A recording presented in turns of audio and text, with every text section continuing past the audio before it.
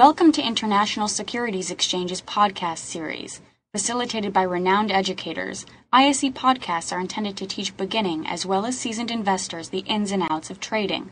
To find an updated list of podcasts, please visit www.ise.com/podcasts. Please be sure to listen to our important message following this episode regarding the risks of investing in exchange-traded options. We have an options calculator. We're always trying to create more and more information to help you trade the best way that you can so that you understand the risks and rewards of the trade. ICFX options offer diverse opportunities for investors, institutional investors. So it doesn't, we have retail investors, we have institutional investors, self-directed. Your goals, your risk tolerance is really, of course, it's always up to you to decide how you like to trade these. Let me talk a little bit about FX trading the cash or spot versus ICFX options, and you'll be able to understand the benefits of the ICFX options in view of your own goals and your own risk tolerances. So let's get into what are the ICFX options. Well, the best way to decide if a certain asset class is for you is to really understand what it is. So options give you limited risk.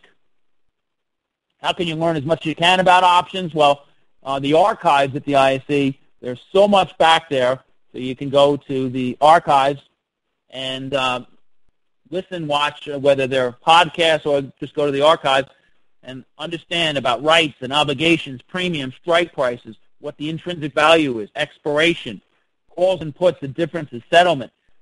That's, if you learn about options, you'll be able to decide what's right for you. It really isn't all that hard to learn.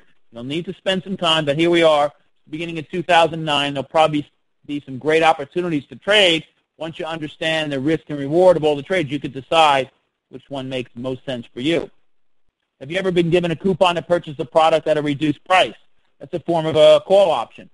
Have you ever bought insurance on your car or your house? Of course, that's a form of a put option. That's the basic premise of options. Rights and obligations. We have calls, the right to buy. We have puts, the right to sell. Fundamentals of options. Owners have the right, but not the obligation. Sellers receive obligations. The buyers are going to pay premiums to the sellers in return for these rights. Buyers control an asset at the strike price for a certain period of time. They can control the right to buy it or sell it. There are many choices for the time period chosen. Investors can select from various months. In fact, the ICFX options trade out all the way up to 10 months.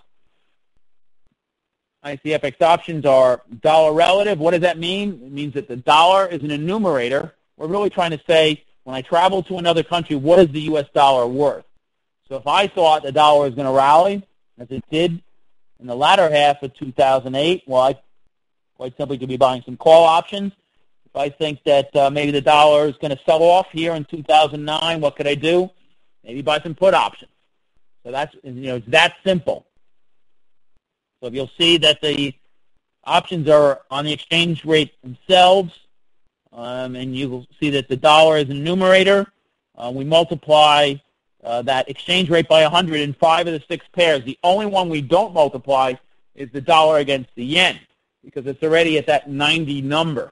Otherwise, let's say we're trading the British pound and it's trading at 68 or whatever it's trading at, we wouldn't want to be trading a decimal. So we come up with these whole numbers. It makes it much easier to trade. Exchange rate changes in 2008. So this was really eye-opening to me. We saw the markets move quite a bit. In fact, the Australian dollar was actually down a lot more. This is in dollar terms. Remember, the ISEFX options product is dollar relative. So if I'm talking about AUX, well, last year the dollar was up about 24.77% against the Australian dollar. The biggest gainer, the U.S. dollar, was against the British pound, up about 35.8%, followed by the Canadian dollar, up about 22.59%. Dollar against the euro, about unchanged. And the U.S. dollar actually fell against the Swiss franc, although, the dollar had rallied pretty strongly against the Swiss franc until the last 4 or 5 weeks when it really sold off. The dollar yen, the U.S. dollar lost almost 19%.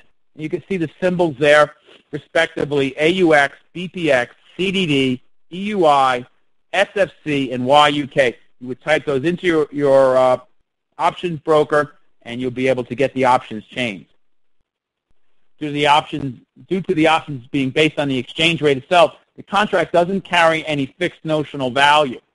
But if the dollar is trading, let's say the dollar yen is trading at 92, we multiply 92 by 100 and come up with about $9,200. That's what that contract is really controlling. So you just multiply it by 100. So the pros of using the ICFX options, well, it allows you to implement your forecast with limited risk. Liquidity is growing. You can hedge your currency risk in the spot market. We have various option strategies that are available. Of course, every time you're trading something, there are some disadvantages. We have time premiums. If you have limited risk, however, you buy that, and let's say that the underlier doesn't move, you would lose your premium, or most of it. Markets only open during the equity market hours, and we only have the majors, though I don't think that's really a big disadvantage. Essentially, if we take the dollar trading against the other currencies, we have about 80 to 85% of all of the currency trading, foreign currency trading, all throughout the world. So option Greeks also apply in the foreign currency options. So delta, gamma, theta, vega, and rho. These are all really important. It helps you understand how your option price might change based on different scenarios. We have options that are, these options are available on many asset classes. So as you know, you can be trading, let's say, the Qs, QQQQ. That's the NASDAQ 100. You could be trading equities, so let's say Google or IBM. And now you could be trading currencies. These are regulated by the SEC in Washington, D.C. One major difference between ICFX options and the cash FX market is that your account is not held by the exchange. So your account is going to be held by your broker. Equity brokers hold the accounts, eliminating any potential conflicts of interest that exist, that should be of interest, that exist in the spot market. And I think I mentioned this previously. According to the Bank of International Settlements in December 2007, approximately 86% of all foreign currency transactions involve the dollar. So since the U.S. dollar is the predominant currency, IC felt that it was just natural to make ICFX options U.S. dollar based. So what's the dollar worth? Well, that's what we're trading here at the ISC. So if you're bullish on the dollar, you'd be buying calls. If you're bearish, you'd be buying puts. The use of the dollar relationship creates a standard trading convention, so you don't have to flip-flop the denominator and numerator from different currency pairs. At least as far as our options are traded, they're all dollar-based. So let me go through the features. They are options on the exchange rate itself, U.S. dollar-based. We have very tight strike prices, each 50 cents. Premiums quoted in U.S. dollars with European exercise, which means you cannot exercise them early, but you can always close them out anytime prior to expiration. They're cash settled, so you don't have to worry about delivering, let's say, Japanese yen or Canadian dollars. I mean, it's really that simple. If something's in the money, you would just actually receive U.S. dollars into your account. Noon settlement on option Friday at the noon buying rate at Federal Reserve Bank of New York if you held the option all the way to expiration. They're available in your conventional equity options brokerage account. We have two-sided markets that are created by market makers, and the trading hours are 9:30 to 4:15. That's Eastern Standard Time, New York time. Thank you for listening to our podcast. To find more podcasts on options, stocks, alternative markets, and market data, please visit www.isc.com/podcasts.